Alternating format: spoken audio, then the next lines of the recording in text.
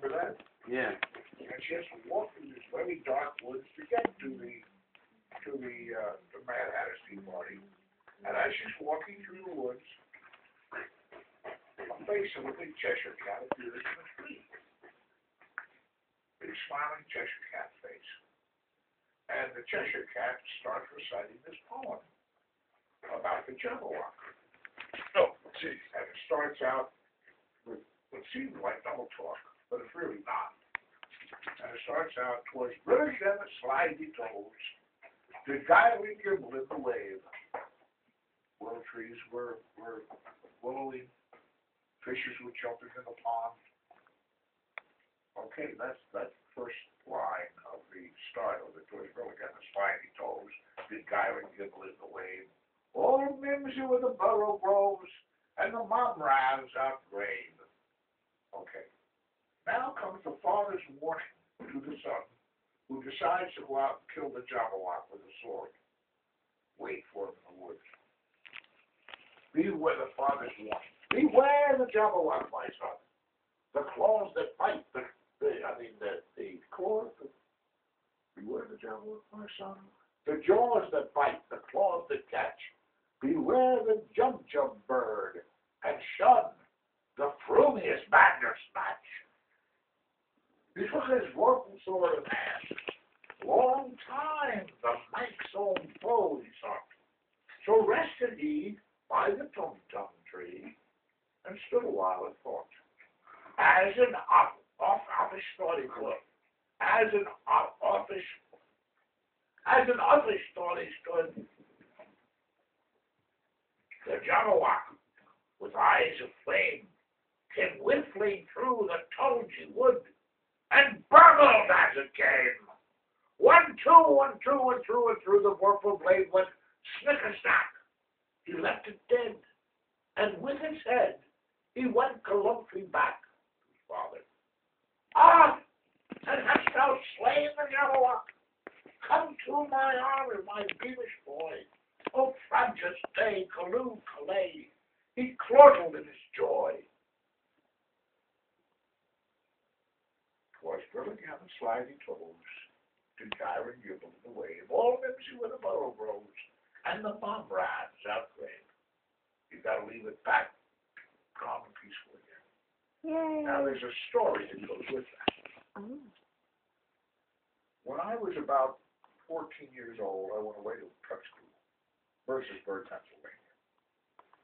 And at the end of the year, they had a declamation contest.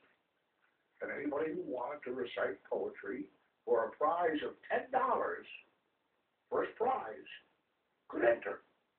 Well, we had a school of about 450 boys. And about 90 of us decided to compete. And see just how I was a freshman, I was a cat at the end of the program. So I decided to recite Jabbawockee. And after the judges had listened to so many, the boys stood on the burning deck, you know, and Fat Black Bucks in a Wine Barrel Room, Boom-a-lay, Boom-a-lay, Boom-a-lay, Boom by Rachel Lindsay, or Shoot if you must, this old gray head, but spare your country's flag, she said, Barbara Frischi, to the British troops as they were going through her town during the Revolutionary War. They were getting tired of this sort of thing. And here at the end of the program, after 3 hours, I stood up and I recited Jabbawockee.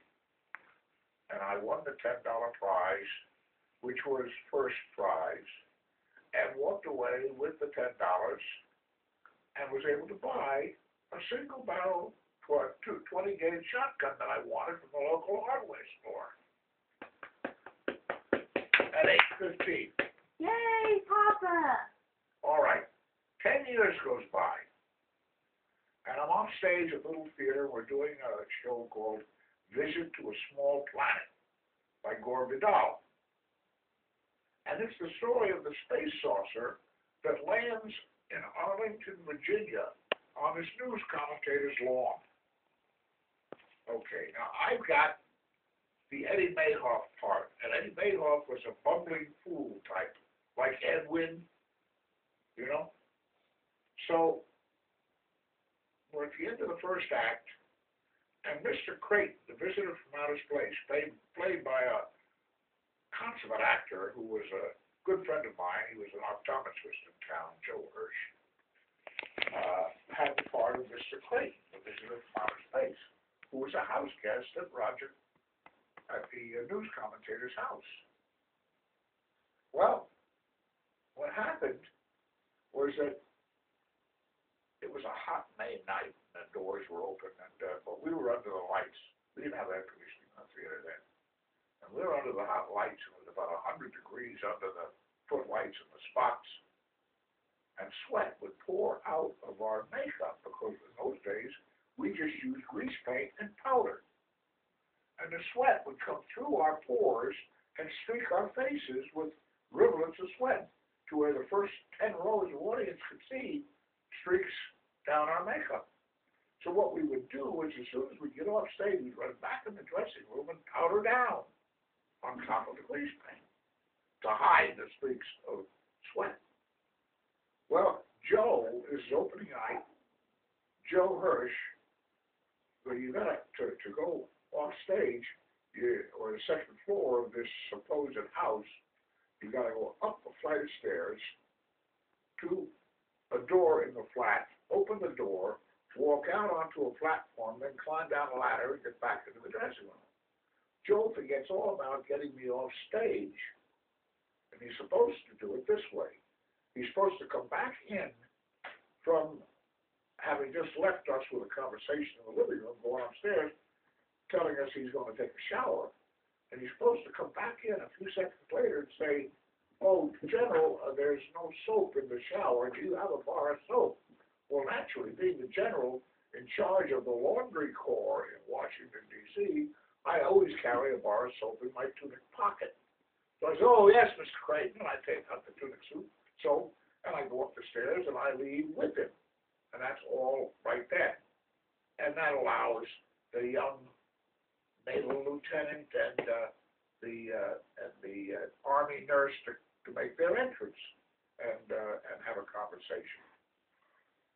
He forgets to come back up. He forgets to come back in to give me my exit line, and I'm standing on the stage with the news commentator, whose house it is, and 10 seconds seems like forever, and nothing's happening. 15 seconds with nothing happening seemed like for more than forever. And I know the line is not going to come. So I have to ad-lib.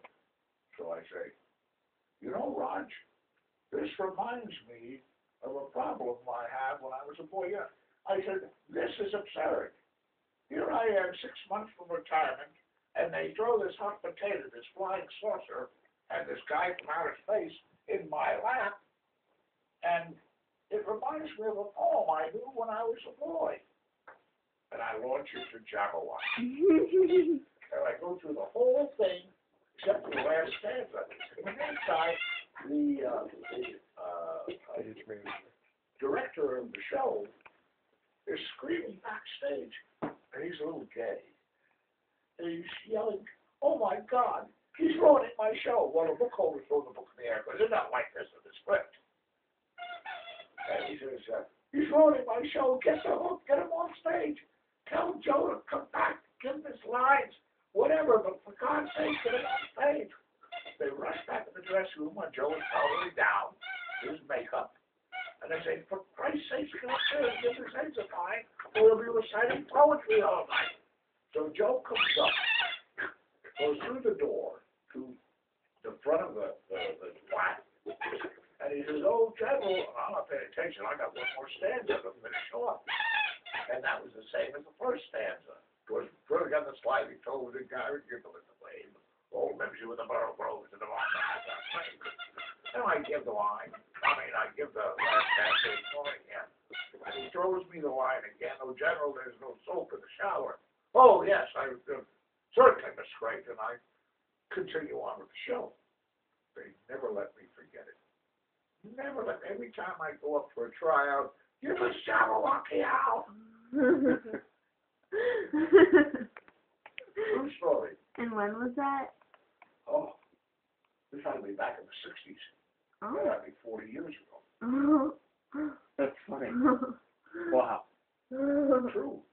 Was your director happy with the way it turned out? Well, there was nothing he could do. He wasn't on stage. But the audience didn't The know. audience didn't know except my wife and other people in the show. Wow. Cool. That's great. That's really funny. Well, now there was one other thing I'll relate to you about another show that I was in. And this was the night of the Cuban Missile Crisis. If you're taping this, you ought to put this down. Well, wait, hold on. I want to make sure it works.